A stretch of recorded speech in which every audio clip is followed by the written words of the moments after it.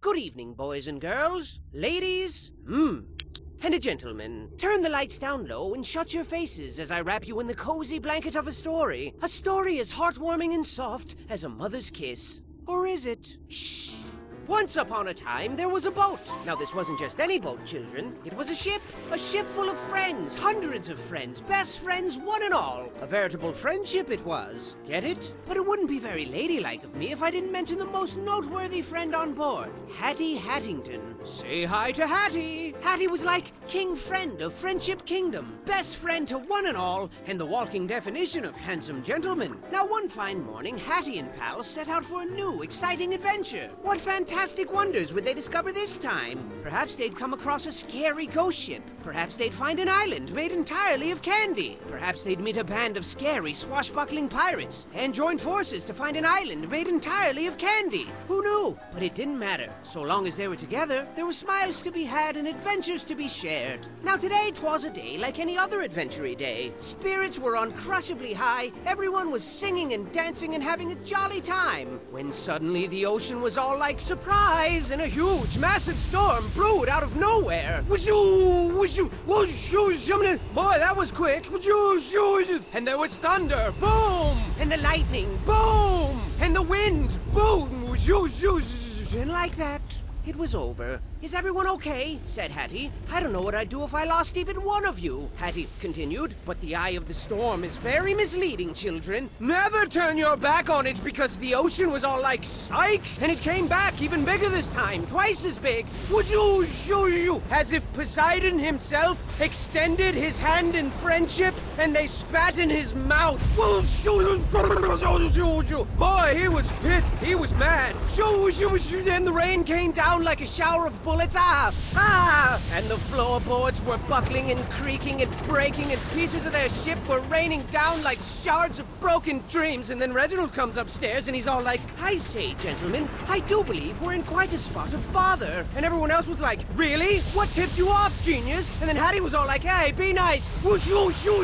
Huge giant waves thrashed the boat to and fro and to, carelessly sprinkling friend after friend into the cold, unforgiving abyss of the deep, dark ocean. Everyone was screaming like, help me! Splash! Splash! And there was this huge whale like, and made it super scary. And I think there was a shark. Yep, there he is. Oh God. And then Hattie was all like, hold on to your butts. Land ho! And bang, bang, bang, smash! A shipwreck, as foretold by their fate books of fate. And while it seems like the end, this is merely the beginning of another fantastic journey for the brave crew of the SS Friendship.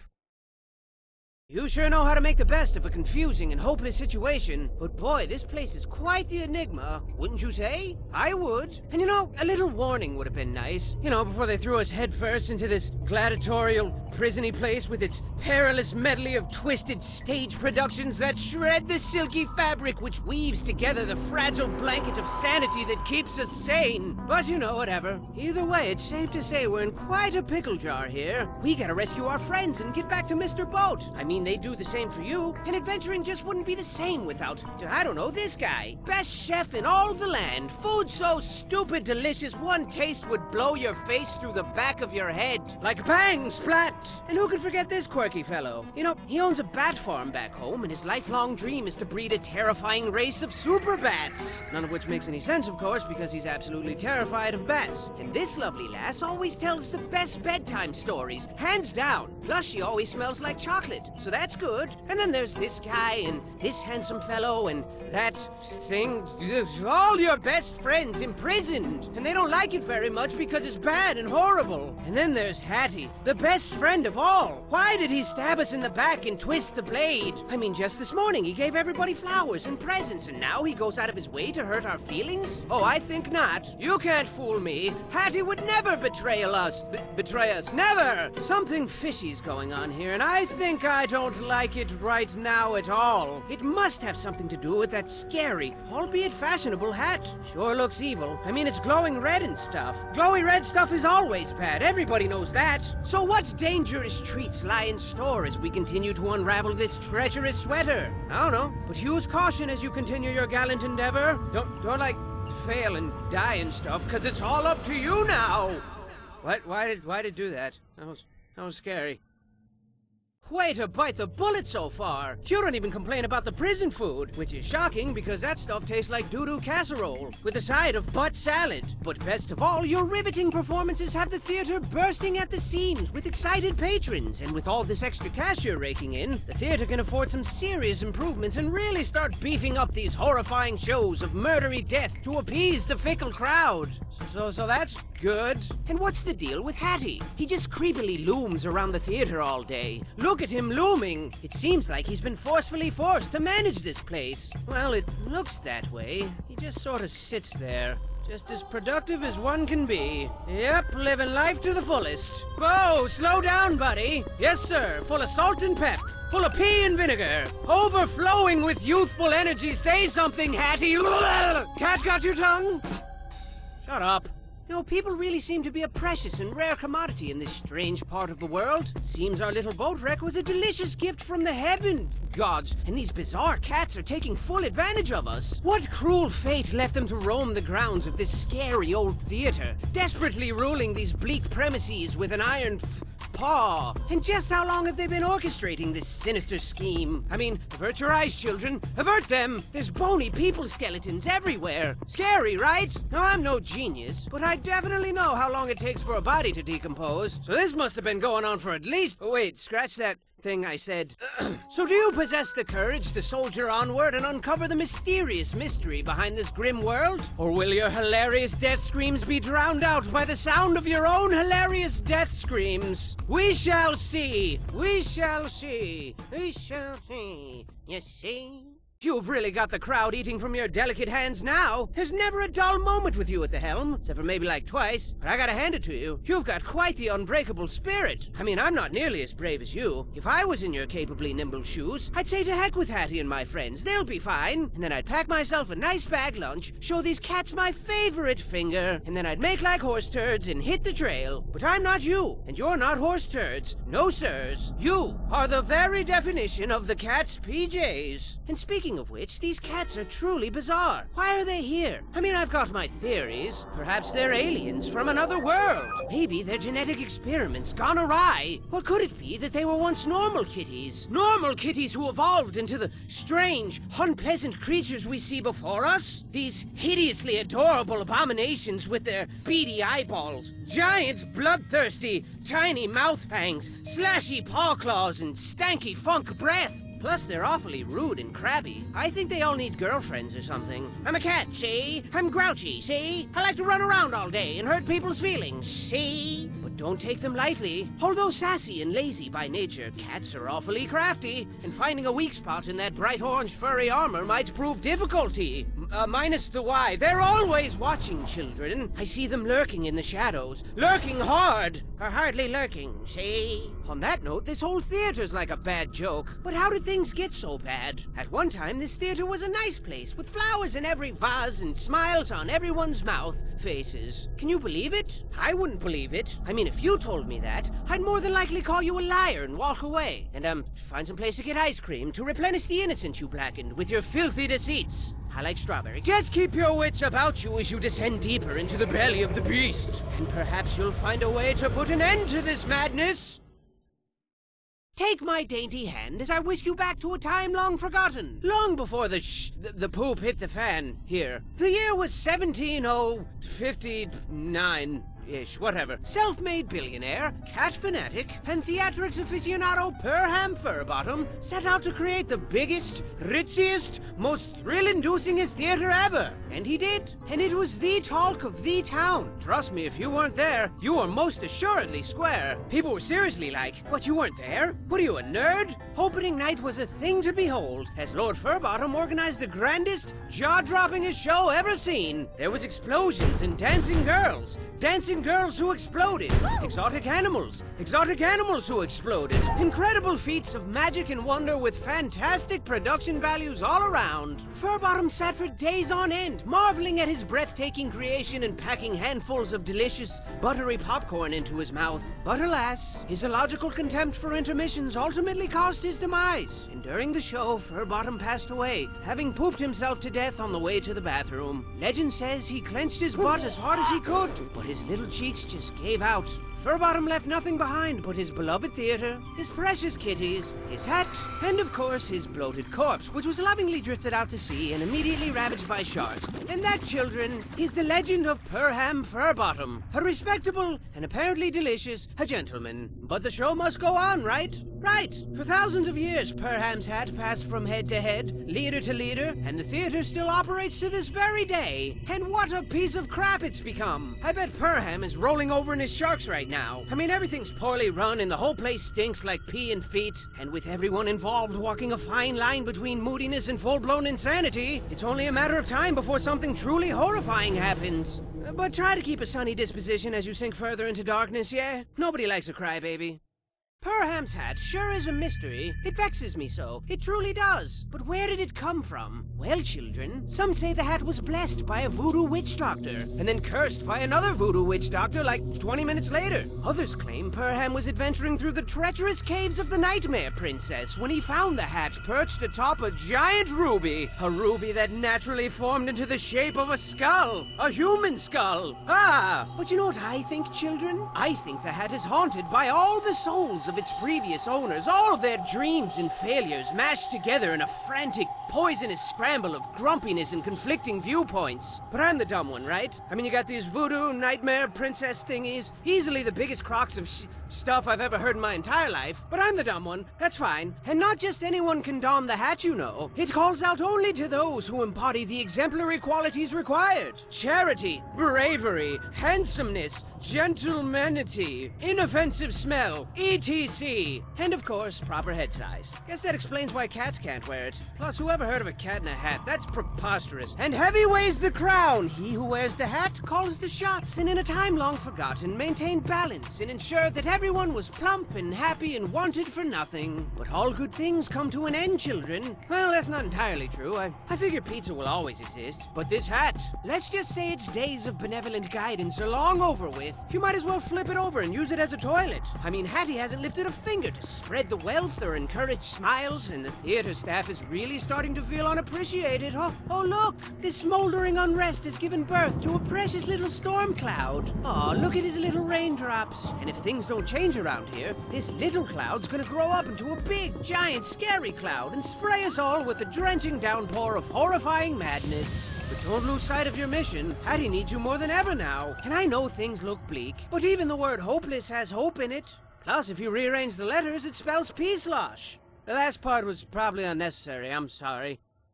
Now, it goes without saying, but cats really don't like to be ignored. And my oh my, the staff is really upset now. The lack of proper leadership has really twisted their fanny cheeks. Hard! Where's the appreciation? Where's the sparkly monies at?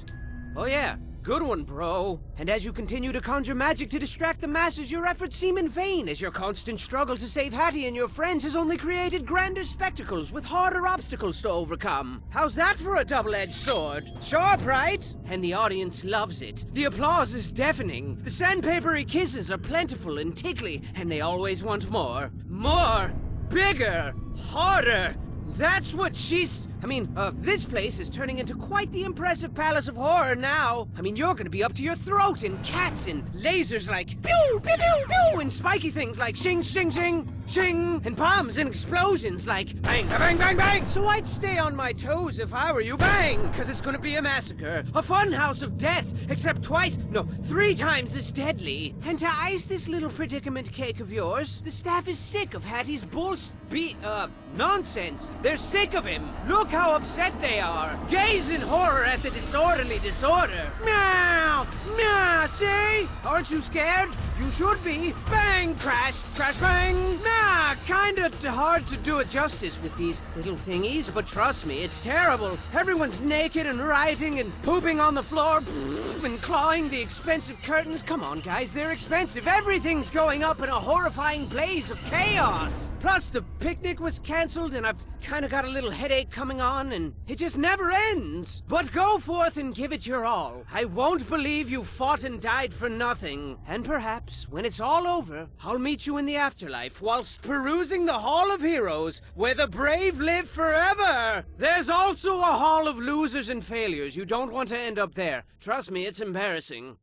I admire your tenacity. Truly I do. For show. But things have really gotten out of control here. You've all quickly gone from precocious, lovable scamps to problematic liabilities. How ridiculous. Are we truly the only sane people on this twisted island? Or perhaps we're the crazy ones, and they're all sane. What a twist that would be. No, that's impossible. These guys are bat whoop crazy. We gotta get to Hattie ASAP. As soon as home like a bullet. Mega supery fast. But you gotta get through that vault and get that key first. And this particular vault is more dangerous than telling a girl she's chubby. Oh my god! I know, right? It's a poop-inducing nightmare in there. You're gonna be killed until you're dead. But, you know, put your big girl panties on. Everybody has problems. And not to add another ingredient to your rich, chunky stew of personal problems, but the staff's out for blood now. And they mean business. Their spirits have grown far too weary, children. And a weary spirit requires sustenance. Rich, buttery sustenance. Sustenance is only sustained by killing Hattie and starting this insanity all over again with a new person.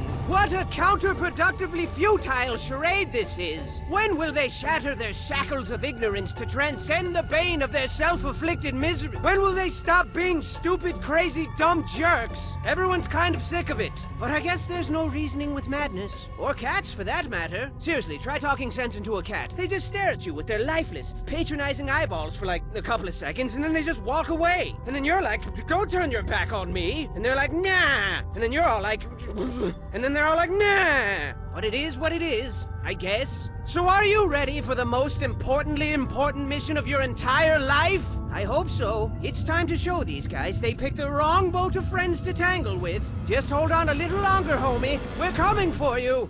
It'd be nice if you could meet us halfway, but, you know, whatever. Nah!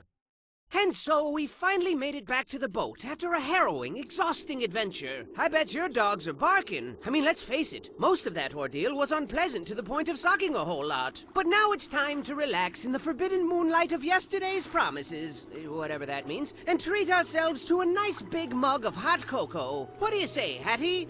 But Hattie wasn't his normal, jovial self anymore, children. He didn't say a word. He didn't even respond to hugs. Freaking hugs! He loves hugs. But he wasn't moving. He wasn't even blinking. Where's he gone to? Where? Wiki, give me that funky beat. So now it's come to an end. We tried so hard, but lost it all. And you were my best friend. You were my Hattington. Hattington. And when you reached for help, we were too late to take your hand. But we're here now. You're the moon and we're your stars. And we're here for you as you fade into the dark. Fade into the dark. I love you, Hattie. So your best friend's a vegetable now. Blah, blah, blah. But you know what they say? When life gives you potatoes, you make potato salad. And I got just the recipe. Hit it! Buckle your pants, buckle your pants. Pull up your socks and dance. Buckle your pants. Buckle your pants. Buckle your pants, buckle your pants. Hey, I said dance. Buckle your pants. Buckle your pants. Ladies, buckle your pants. Gentlemen, buckle your pants. Boys and girls of all ages, buckle your pants or they might fall down. Hey you, buckle your pants. Yes you, buckle your pants. Everybody, buckle your pants. But if you don't want to, no, that's fine. Buckle your pants, buckle your pants, buckle your pants, or your pants will fall to the ground. Buckle your pants, just buckle them, babies, nice and tight, please. Buckle your pants, buckle your pants, buckle your pants, buckle your pants, buckle your pants, buckle your pants, buckle your pants, buckle your pants, buckle your pants, buckle your pants.